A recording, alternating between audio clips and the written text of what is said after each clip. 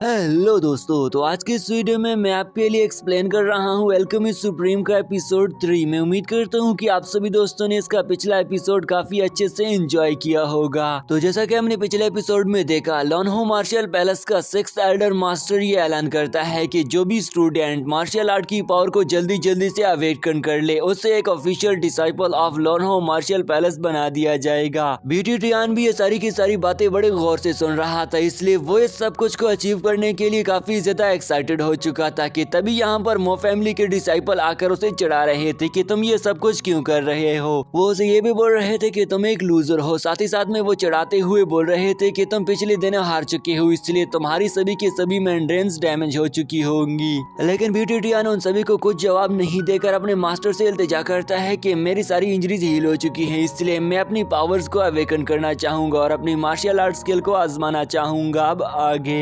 हम 6 Elder master को देखते हैं जो कि बीटी टियान से कहता है कि अगर तुम रेडी हो तो हम मार्शल आर्ट की पावर्स को अवेकन करना तुम्ही से स्टार्ट करते हैं। इस तरफ बीटी टियान को सपोर्ट करने वाले सभी के सभी बाकी साथी भी कह रहे थे कि हाँ बीटी टियान, बस तुम हाँ कर दो, हम सभी तुमको सपोर्ट करने के लिए बिल्कुल ही तैयार खड़े हुए हैं। अब मो फैमिली के उन दोनों डिसाइपल्स ने भी ये बातें सुन ली थी और ये बातें उन्हें काफी ज्यादा बुरी लग रही थी, क्योंकि वो चाहते थे कि सबसे पहले हमसे स्टार्ट ले लेना चाहिए, ये बीटी टियान से क्यों ले रहे हैं। अब हमें ऊपर की जाने मोशन बेंग नाम की एक लड़की को दिखाया जाता है जो कि प्रिंसेस की तरह दिख रही थी, जिस पर पास में खड़ी हुई मिसेस जू से कहती है कि मुझे ये नहीं लग रहा था कि तुम इतनी ज्यादा पावरफुल हो सकती हो। जिस पर वो उसे कहती है कि नहीं, मैं इनके साथ पार्टिसिपेशन करने के लिए नहीं आई हूँ, बल्कि मैं इनके साथ कोई डील करना चाहती हूँ। अब बीटी टियान आगे जाने लगता है क्योंकि उसका पहला नंबर था, जबकि पीछे खड़ा हुआ मोशन मन ही मन में उसकी पीछे कह रहा था कि अगर तुम ये सब कुछ अचीव कर लो और मार्शल आर्ट को अवेकन कर लो, लेकिन फिर भी तुम नहीं बदलोगे। और साथ में वो ये भी कहता है कि मुझे यकीन है कि मो फैमिली तुम्हारी सू फैमिली को एक मर्तबा जरूर रिप्लेस कर देगी, इसलिए अगर तुम जो कुछ भी कर लो हम तुम्हें रिप्लेस करके ही रहेंगे। अब सू बीटी टियान भी पावर्स दिखाने पहुंचा चुका था। एल्डर से कहता है कि अगर तुम्हारा टाइम एक्सीड हो गया तो तुम जान लो कि तुम फेल हो चुके हो, जिस पर वो से कहता है कि जी मास्टर, मैं पहले से ही जानता हूँ। सू बीटी टियान स्टेज के ऊपर बैठकर अपनी पावर्स को चेक करना शुरू कर देता है ताकि वो अपने मार्शल आर्ट की पावर्स को अवेकन कर सके। इस प्रोसेस में सू बीटी टियान को काफी ज्यादा एनर्जी कंज्यूम करना पड़ रही थी और हम देखते हैं कि वो अपने इर्द गिर्द एक बहुत बड़ा सा सील बना लेता है जो कि उसकी ऊपर सील बन जाता है। इस सील की एनर्जी का यूज करते हुए हम इस बात से अंदाजा लगा सकते हैं कि सू बीटी टियान कितनी ज्यादा मुश्किल में था। यहाँ पर हमें नरेटेड वॉइस के थ्रू बताया जाता है कि हार्ट और माइंड एक दूसरे के साथ कनेक्टेड रहते हैं, लेकिन यहाँ पर फायर सबसे पहले हार्ट को टच करता है और स्पिरिट एनर्जी को सिर्फ और सिर्फ माइंड की पावर ही कंट्रोल करके उसे गैदर कर सकती है, इसलिए वो दोनों पावर्स को कंट्रोल करने लग जाता है और उसके हार्ट को भी तकलीफ होना शुरू हो चुकी थी। सू बीटी टियान का दिल अब काफी ज्यादा तेज एनर्जी से धड़कने लग गया था, साथ ही साथ में उसकी बॉडी भी आउट ऑफ कंट्रोल हो रही थी, जिसे देखकर मास्टर को भी कुछ अलग सा दिखने लग जाता है। लेकिन वो फैमिली के डिसाइपल काफी सेटिस्फाइड खड़े हुए थे, क्योंकि वो दोनों सू बीटी टियान को मार्शल आर्ट की पावर अवेकन करता हुआ नहीं देख सकते थे। इसलिए हम सू बीटी टियान को देखते हैं जो कि कहता है कि मुझे इस सारे के सारे दर्द को सहना ही पड़ेगा। लेकिन सू बीटी टियान भी मन ही मन से बोल रहा था कि मैं अपनी इन मार्शल आर्ट की पावर को अवेकन करके ही रहूंगा, मैं कभी नहीं हारूंगा और मैं इन सबको रॉन्ग प्रूव करके ही रहूंगा।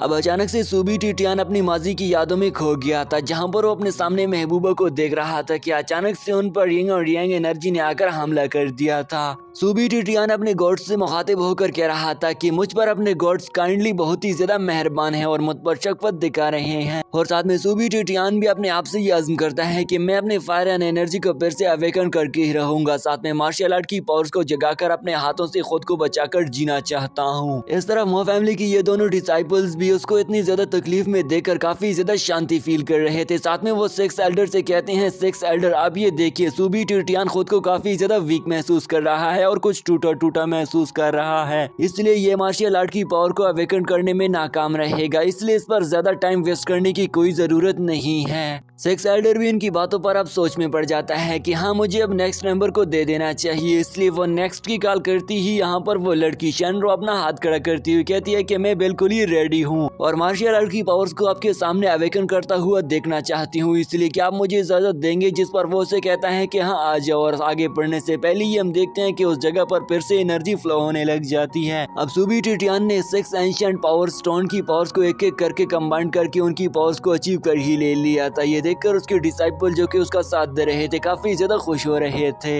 अब हम देखते हैं कि सुबी टिटियान ने तो रियली और एक्चुअली ही अपनी heavenly level fire element martial art power को अवेकन कर दिया था, जिसे अवेकन करना कोई आसान काम नहीं था। हमें बताया जाता है कि सुबी टिटियान ने जिस लेवल को अचीव कर लिया है यानी कि heaven level fire element martial art की पावर्स, ये काफी ज्यादा एक्सपेंसिव पावर है और किसी के पास भी आज तक इतनी पावर्स नहीं आ चुकी थी। साथ में सिक्स एल्डर मास्टर कहता है कि ये level also reach to the heaven level, यानी कि ये लेवल हेवन लेवल के भी बहुत ही ज्यादा करीब पहुंच चुका है और काफी ज्यादा खुश दिख रहा था। एल्डर मास्टर को बस बात की समझ आ चुकी थी कि सुबी टिटियान कोई छोटा मोटा डिसाइपल नहीं है। वो साथ में ये भी बोल रहा था कि इस तरह की टैलेंट की तो हमें जरूरत थी, क्योंकि वो जेलुई मेंशन को अपने ऐसे आगे नहीं देख सकते थे। साथ में वो ये भी कहता है कि इस तरह की पावर्स तो हमें जेलुइन मेंशन को हराने के लिए काफी साबित हो सकती है। अब मो फैमिली की शैनरॉन कहती है कि ऐसा कैसे हो गया, ये तो नहीं हो सकता है। लेकिन सुबी टिटियान के सपोर्टर तो उछलते हुए काफी ज्यादा खुश हो रहे थे और हंसते हुए कह रहे थे कि सुबी टिटियान ने ये कर दिखाया।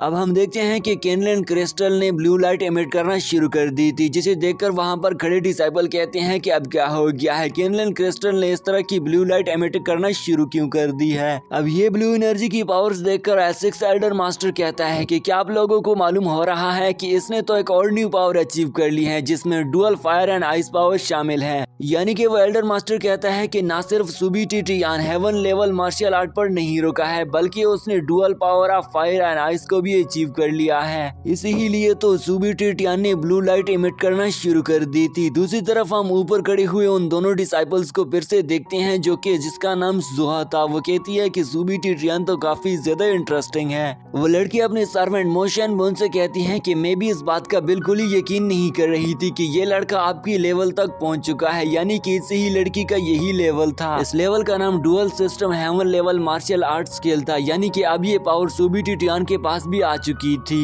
अब हम सुबी टिटियान को देखते हैं, जो कि अपने सिक्स एल्डर मास्टर के पास आकर उससे कहता है कि मास्टर, क्या आप जानते हो कि अब मैंने मार्शल आर्ट की पावर को अवेकन कर लिया और मैं एक स्ट्रॉन्गेस्ट पर्सन बन चुका हूँ। सिक्स एल्डर मास्टर इस बात की अनाउंसमेंट करने ही वाला था कि सुबी टिटियान ने मार्शल आर्ट की पावर को अवेकन कर लिया है कि तभी वहाँ पर वफू एकेडमी का एक डिसाइपल हान फेंग आ जाता है। हान फेंग वफू एकेडमी का एक जीनियस डिसाइपल था और उसके आते ही वो कहता है कि सुबी टिटियान ने चीटिंग की है और ये इंजर्ड हो चुका था, तो इसने ये सब कुछ कैसे किया है। सुबी टिटियान ने हान फेंग को देख लिया था और अब हमें फ्लैशबैक सीन में दिखाया जाता है कि सुबी टिटियान पर हान फेंग ने काफी ज्यादा जुल्म किया था। साथ ही साथ में सुबी टिटियान को उसने बहुत सारे चैलेंज दिए थे। हान फेंग ने सुबी टिटियान के सर पर पांव रखकर कहा था कि अगर तुम मुझसे बदला लेना चाहते हो तो एक मर्तबा फिर से तुम्हें मेरे सामने आना पड़ेगा। प्रेजेंट सीन में एल्डर मास्टर हान फेंग से कहता है कि अगर तुम्हारे पास कोई एविडेंस है कि सुबी टिटियान ने चीटिंग की है तो हमारे सामने एविडेंस रखो। हान फेंग एल्डर मास्टर से कहता है कि मैंने कुछ ही दिनों पहले सुबी टिटियान से फाइट की थी और मैंने देखा था कि सुबी टिटियान की सारी मेरिडियंस ब्लॉक हो चुके हैं। और साथ में हान फेंग ये भी कहता है कि अब इसके पास कोई भी पावर्स नहीं बची हैं, तो मैं ये कैसे मान लूं और ये कैसे पॉसिबल हो सकता है कि इसने हेवन लेवल के मार्शल आर्ट में बहुत आइस एंड फायर के एलिमेंट्स की पावर को अचीव कर लिया है। साथ ही साथ में वो ये भी बोल रहा था कि मैंने सुन रखा है सू फैमिली के पास कोई भी इस टाइप के एक्सिलिएट नहीं है जिसकी यूज करती हुए सुबी टिटियान इतना ज्यादा पावरफुल बन सकता है, तो आपको मुझे जवाब देना ही पड़ेगा कि ये सुबी टिटियान ने कैसे कर दिखाया। साथ में वो सुबी टिटियान पर इस बात का इल्जाम लगा देता है कि सू फैमिली और सुबी टिटियान के पास एक ऐसा एक्सिलियर है जिसका यूज करते हुए ये सभी लोग मिलकर एक इल्यूजन क्रिएट कर सकते हैं। यानी कि इस वक्त सुबी टिटियान ने एक इल्यूजन ही क्रिएट किया होगा कि इसने मार्शल आर्ट के इन लेवल को अचीव कर लिया है, लेकिन रियल में इसने इन पावर्स को अचीव बिल्कुल ही नहीं किया होगा। मो फैमिली के मोशन ने भी ये बातें सुन ली थी, इसलिए वो आगे आकर कहता है कि हान फेंग सही तो बोल रहा है, इसने चीटिंग कर रखी होगी, वरना ये सब कुछ इस छोटे से डिसाइपल के लिए करना नामुमकिन ही था।